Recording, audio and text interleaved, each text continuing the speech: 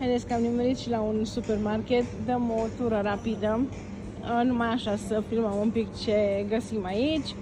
Ăsta e 69 de cenți, ăsta e 25 de cenți, ăsta e Barney, sau cum îl cheamă pe ăsta.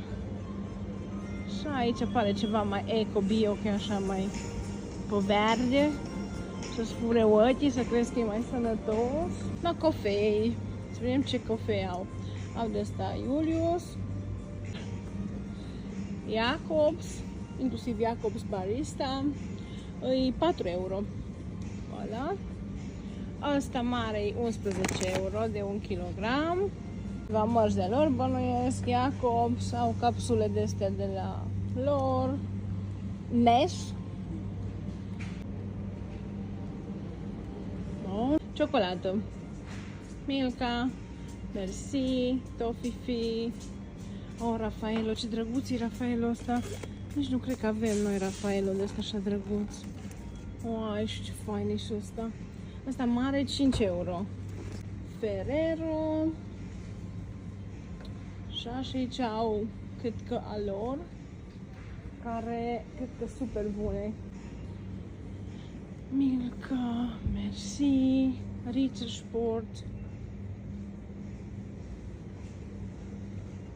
Ceva mai de specialitate, asta e 2 euro, ceva japoneză. Ceva de Coreea, ceva de Elveția. Toblerone. Da, bun, aici Prosecco, vinuri, prăjituri, martini. Mai arată. Aici au tot așa o zonă de carne. Mai au și aici o vitrină de carne. Doar că eu 9 dimineața.